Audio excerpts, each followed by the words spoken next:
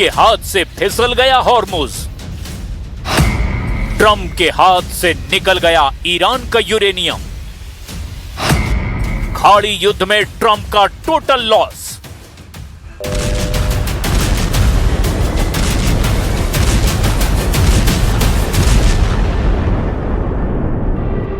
Iran की मिसाइलों के तूफान में सुपर पावर का घमंड तिनका हो गया। ट्रंप के तेवर ढीले पड़ गए। अमेरिका युद्ध से भागने का ऐलान कर रहा है। ट्रंप ये मान रहे हैं कि ईरान के खार्क पर हमलों के लिए उनके पास हिम्मत नहीं बची है, क्योंकि ना B-2 बॉम्बर किसी काम आ रहे हैं, ना ही टॉम हॉक के धमाके असर कर रहे हैं, ना ही F-35 जंगी जेटों से युद्ध का फैसला हो पा रहा है। तो क्या अब ट्रंप निकालेंगे एटम बम? ईरान जिस तरह युद्ध में हावी हो गया है, ईरान ने जिस तरह तमाम दुश्मन देशों में घुसकर हमला किया, वो गेम चेंजर साबित हुआ है। अमेरिका बैकफुट पर है। अमेरिका डील की दुहाई दे रहा है, जबकि ईरान मिसाइलों को तान कर लंबे युद्ध का ऐलान कर रहा है। ट्रंप के एक फैसले ने ईरान का कॉन्फिडेंस 7वें आसमान पर पहुंचा दिया है। 11 जून की रात ट्रंप ने ईरान पर सबसे जबरदस्त हमलों का ऑर्डर दे दिया था। अमेरिका के सारे हथियार रेडी हो चुके थे। ट्रंप को ईरान के खार्क आइलैंड पर जीत चाहिए थी। ट्रंप ने धमकी में जो कहा था, उसका एक एक शब्द इतना खतरनाक था कि तेहरान में भूचाल आ गया था। ट्रंप ने धमकी दी थी कि रात को तेहरान पर सबसे जबरदस्त हमला होगा। ईरान के तेल और गैस मार्केट पर पूरी तरह से अमेरिका का कंट्रोल होगा, ठीक वैसे ही जैसे वेनेजुएला में किया गया। लेकिन इस ऐलान के 5 घंटे बाद ही ट्रंप पलट गए। अब उन्होंने एक पोस्ट में कहा कि ईरान के साथ बातचीत ईरानी नेतृत्व के सबसे ऊंचे स्तर पर पहुंच गई है और उसे मंजूरी मिल गई है। इसीलिए ईरान के खिलाफ तय हमले और बमबारी रद्द कर दी गई है। मगर क्यों? ईरान तो कह रहा है कि कोई डील ही नहीं हुई है, या फिर ईरान की फायर पावर से ट्रंप को सरेंडर स्टेज पर पहुंचा दिया गया। मुस्तफा खामनेई ने सीज फायर के दौरान ईरान की ऐसी फायर पावर तैयार कर दी जिसने रिवोल्यूशनरी फोर्स को अजेय बना दिया। ईरान ने मिसाइल लॉन्च पैड पर पहुंचा दी है। ईरान की मिसाइल ब्रिगेड को उन्हें बार बार लॉन्च करने का ऑर्डर किसी भी वक्त दिया जा सकता है। ईरान का टारगेट है खाड़ी में अमेरिका के अड्डे, जिन पर ट्रंप को बहुत नाज है, और दूसरा है इजराइल, जहां कम से कम 20 शहर और उसके मिलिट्री बेस ईरान ने तबाह करने का इरादा पक्का कर लिया है। क्योंकि ट्रंप डील के बहाने बार बार ईरान पर हमले कर रहे हैं।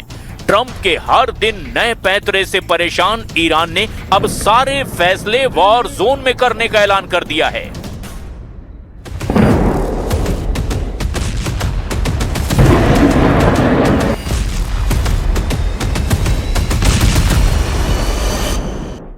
در این چند روز هم باز تلاش کردند یک سری مطالبات و خواسته های غیر معقول تحمیل بکنن.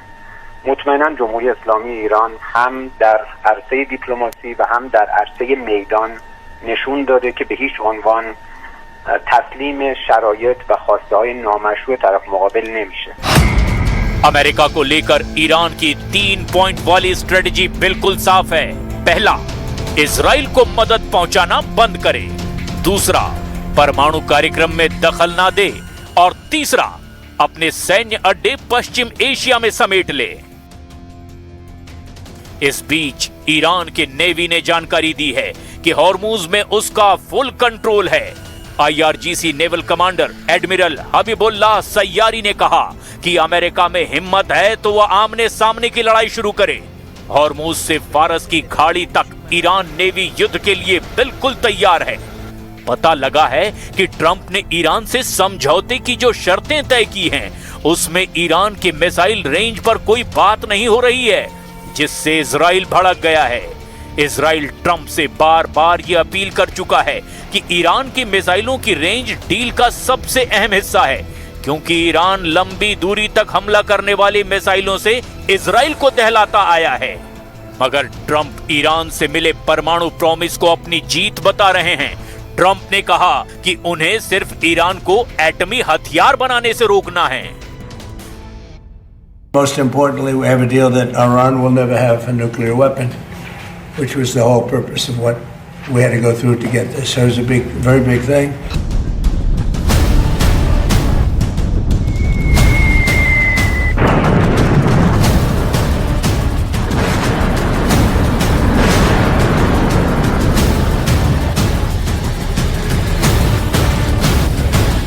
ट्रंप ने ईरान के मिसाइल प्रोग्राम और उसके फाइटर ग्रुप को डील से बाहर रखा है। ये दोनों ऐसी शर्तें हैं जिन्हें इजराइल किसी भी कीमत पर डील से बाहर रखने के लिए बिल्कुल तैयार नहीं है। इजराइल के प्रधानमंत्री बेंजामिन नेतन्याहू हर बार ये कहते हैं कि ईरान की मिसाइलें और उसके लड़ाका ग्रुप इजराइल के लिए सबसे बड़ा थ्रेट हैं। नेतन्याहू ने कहा है कि ईरान के मिसाइल कार्यक्रम पर रोक लगनी ही चाहिए और उसे 480 किलोमीटर से ज्यादा रेंज की मिसाइल नहीं बनाने दिया जाना चाहिए। मतलब साफ है कि नेतन्याहू ईरान की उन मिसाइलों से घबरा गए हैं जो 1500 किलोमीटर या उससे ज्यादा की रेंज रखती हैं, क्योंकि ईरान और इजराइल की दूरी भी 1500 से 1800 किलोमीटर की रेंज में ही है। और यही वजह है कि नेतन्याहू चाहते हैं कि ईरान के पास 480 किलोमीटर की रेंज वाली मिसाइल हो ताकि वो इजराइल तक ना पहुंच पाए। लेकिन डील में ट्रंप ने मिसाइलों का मुद्दा किनारे रख दिया। ईरान के विदेश मंत्रालय के प्रवक्ता के मुताबिक सुप्रीम लीडर मुस्तफा अभी ट्रंप के ऑफर की समीक्षा कर रहे हैं। उनसे अंतिम मंजूरी मिलना अभी बाकी है। इसी वजह से रिवॉल्यूशनरी लड़ाकों ने इजराइल से हिसाब बराबर करने की तैयारी शुरू कर दी है। ईरान की हर वो मिसाइल जिसकी रेंज 1500 के आसपास है, वो फिर से इजराइल और खाड़ी देशों में अमेरिकी सैन्य अड्डों पर हमले के लिए तैयार कर दी गई हैं। ईरान की मिसाइल खुर्रम शहर, रेंज 2000 किलोमीटर से ज्यादा। ईरान की फतह हाइपरसोनिक मिसाइल, रेंज करीब 1500 किलोमीटर। ईरान की शहाब 3 बैलिस्टिक मिसाइल, रेंज 2000 किलोमीटर। ईरान की सेजिल बैलिस्टिक मिसाइल, रेंज 2000 किलोमीटर। ऐसी ही ईरान के पास 8 तरह की मिसाइल है जो इजराइल के एक इंच को कवर करती है।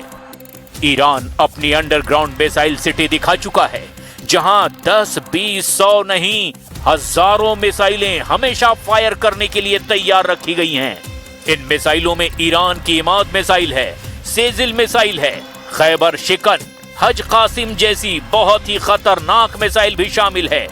ऐसी कई मिसाइल हैं जो ईरान इजराइल पर पहले भी फायर कर चुका है। इस बार भी ईरान जॉर्डन, बहरीन और ओमान में बैलिस्टिक मिसाइलों की बारिश कर रहा है। अब ईरान के टारगेट पर इजराइल के परमाणु अड्डे भी हैं और वहां पर ईरान की मिसाइलों के गिरने का मतलब है कि दुनिया का यह हिस्सा परमाणु युद्ध की तरफ बढ़ जाएगा, क्योंकि इजराइल के पास करीब 100 एटम बम हैं। इसका दावा कई अंतरराष्ट्रीय रिपोर्ट्स में किया गया है। ईरान के परमाणु ठिकानों पर सबसे बड़ा टारगेट नेगेव में इजराइल का न्यूक्लियर रिसर्च सेंटर डिमोना है। एलाबून, यहां इजराइल के छोटे परमाणु बम रखे जाने का दावा किया जाता है। कफार, ज़ेखारिया और तिरोश, यहां इजराइल का परमाणु बम का बड़ा गोदाम बताया जा रहा है। नहाल सोरेक, यहां इजराइल की परमाणु लैब है जहां परमाणु बम डिजाइनिंग का दावा किया जाता है। यूदिफात और रफायल, यहां परमाणु बम के हिस्सों को जोड़ने की फैसिलिटी होने का दावा किया जाता है। खाड़ी युद्ध ईरान के एटम बमों के डर से शुरू हुआ था। अब नौबत इजराइल के एटम बमों के सफाये की आ गई है। हालांकि इजराइल शांत बैठने वाला नहीं है। इजराइल ने ट्रंप के मना करने के बाद भी हिजबुल्लाह और हुती लड़ाकों को फोड़ना बंद नहीं किया है। ईरान को अब इजराइल के तेहरान पर हमले का इंतजार है। ईरान को भी मालूम है कि इजराइल का अगला हमला उसके सबसे सुरक्षित ठिकानों पर हो सकता है और डर यह भी है कि ईरान के सुप्रीम लीडर मुस्तफा खामनेई को भी निशाना बनाया जा सकता है। ये डर इसीलिए जायज है क्योंकि इजराइल ने साफ कह रखा है कि उसका मकसद ईरान से इस्लामिक सरकार को उखाड़ फेंकना है। इसीलिए युद्ध का अंत ईरान अमेरिका के समझौते के बाद भी होता दिखाई नहीं दे रहा।